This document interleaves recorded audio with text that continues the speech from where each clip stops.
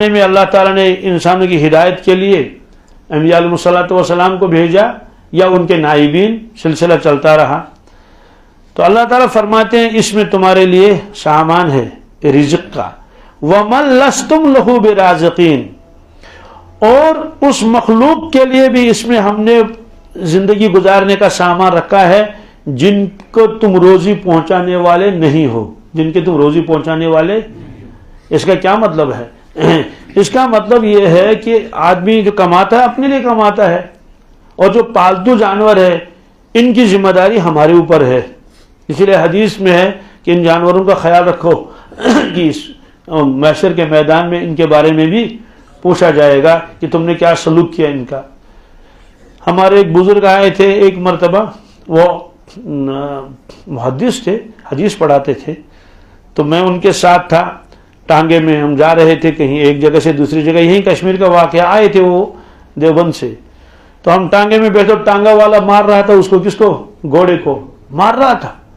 تو بزرگ بہت ناراض ہو گئے. آپ نے اس کے کیوں بلا وجہ مار رہے ہو؟ چل تو رہا ہے، چل تو. اب اس کو دوڑانے کی کوشش کر رہا تھا کہ جلدی سے پہنچے اور وہاں سے دوسرا چکر لگائے اور دوسرا پھیرا لائے. تو فرمایا کہ محشر کے میدان میں اس کا حساب دینا پڑے گا. کیا ٹھیک ہے، گھوڑے کو تو دکھا سے کم چلے، لیکن آپ نے اتنا مارا کیوں؟ ایسے جب ہل چلاتے تھے تو اس وقت بیلوں کو بہت مارتے تھے لوگ پہلے. اب تو بہرحال ہل ہے ہی نہیں، کسی علاقے میں اب تو زیادہ ٹریکٹر چلتا ہے. تو آپ نے جانوروں کے حقوق بتا دیے، اور وہ واقعہ آپ کے ذہن میں ہوگا.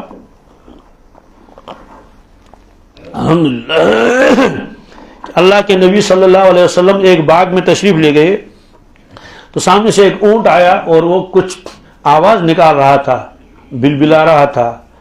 تو قریب آ کر اس کی آنکھوں سے آنسو بھی آ گئے اونٹ کے.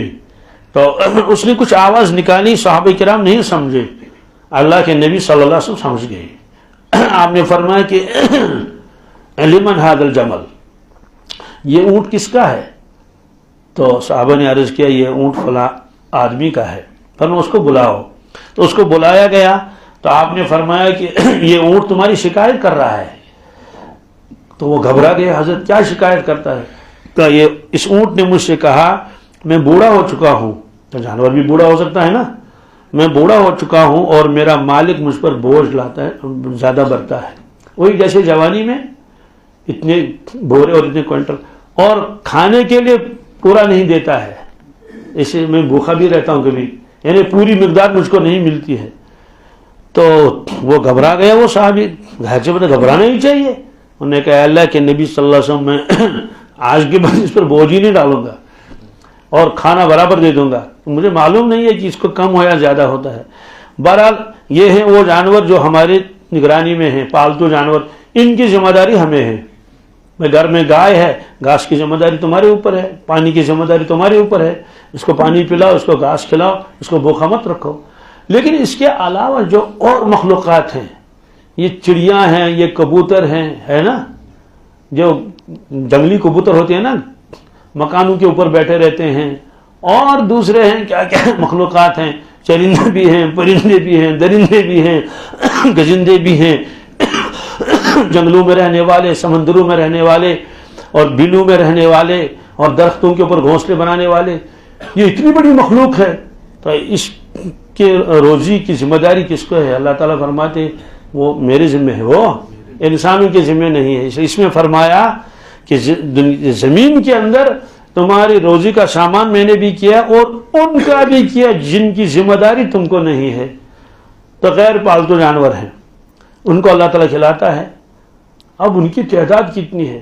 انسانوں کی تعداد ان جانوروں کے مقابلے میں آٹے میں نمک کے برابر ہے. کیا؟ بہت کم تعداد ہے. اب کتنے عرب ہوں گے، ہے نا. تو لیکن آپ جنگلوں میں جائیے، اللہ کتنے جانور ہیں جنگلوں میں، اللہ کتنے درندے ہیں، کتنے چرندے ہیں، اللہ ریوڑ کے ریوڑ ہوتے ہیں وہاں جنگلوں میں. تو ان کے رزق کون دیتا ہے؟ ان کا رزق اللہ تعالیٰ دیتا ہے. تو یہ فرمایا کہ ان کی ذمہ داری صرف اللہ کو ہے. عجیب معاملہ ہے، جو بھی جانور صبح نکلے گا اپنے بل سے نکلے گا، یا پرندہ نکلے گا اپنے گھونسلے سے، جب وہ واپس آتا تو پیٹ بھر کے آتا ہے. کیا؟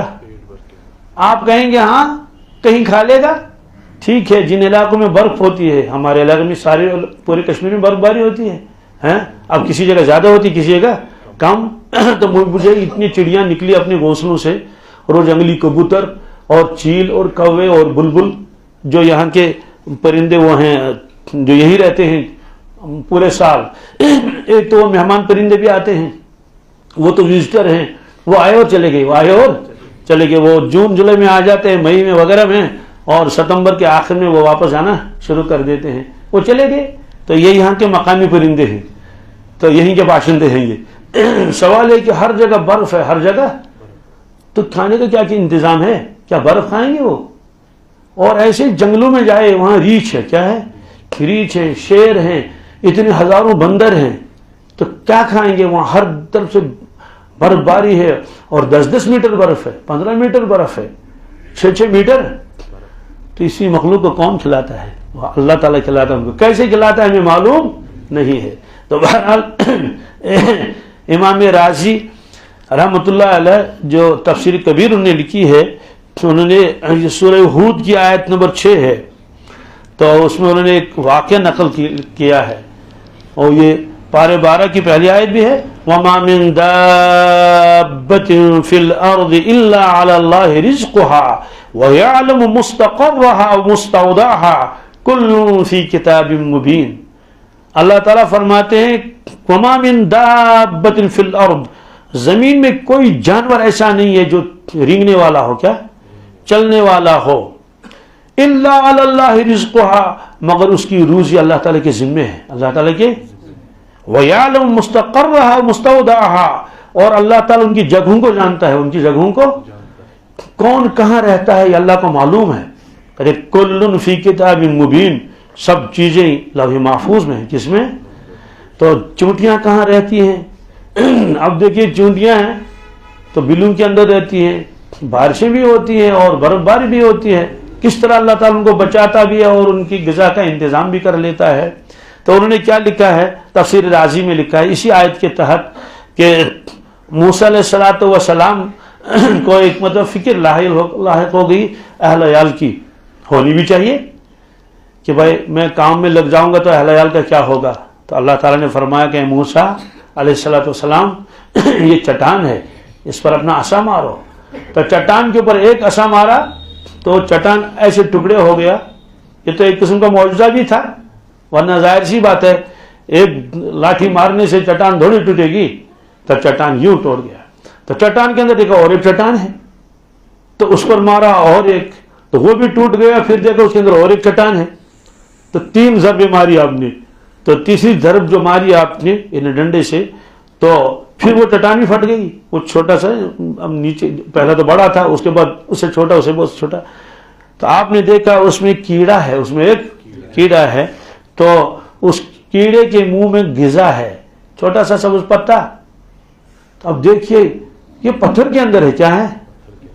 تو اس کیڑے نے کیا کہا، تو اس کو کیڑا تسبیح کر رہا تھا، اور حضرت سلیمان اور حضرت موسیٰ علیہ السلام سمجھ گئے ان کی وہ بولی، بطور معجزے کے کہا سبحان من یرانی، سبحان من ویسمع کلامی ویعرف مکانی ویذکرنی ولا ینسانی، پاک ہے وہ پروردگار جو مجھ کے اس پتھر کے اندر بھی دیکھتا ہے، پتھر کے اندر بھی، حالانکہ 3 پتھر تھے، ویسمع کلامی، تو میری بات سنتا ہے، میری بات، ویعرف مکانی، میری جگہ کو پہچانتا ہے، میری جگہ کو، ویذکرنی، اور مجھے یاد رکھتا ہے، ولا ینسانی، مجھے بھولتا نہیں، مجھے بھولتا نہیں۔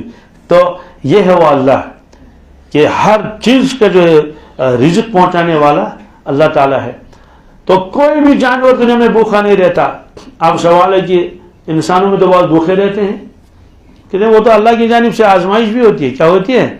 آزمائش بھی ہوتی ہے، دوسری چیزیں بھی ہوتی ہیں، اور وہ حدیث میں ہے، ارشاد فرمایا اللہ کے نبی صلی اللہ علیہ وسلم نے کہ جب کوئی بندہ نافرمانی کرتا اللہ تعالیٰ کی تو اس کو رزق سے محروم کر دیا جاتا ہے، کیا گھاٹا پڑ گیا اور فقر فاقے میں مبتلا ہو گیا۔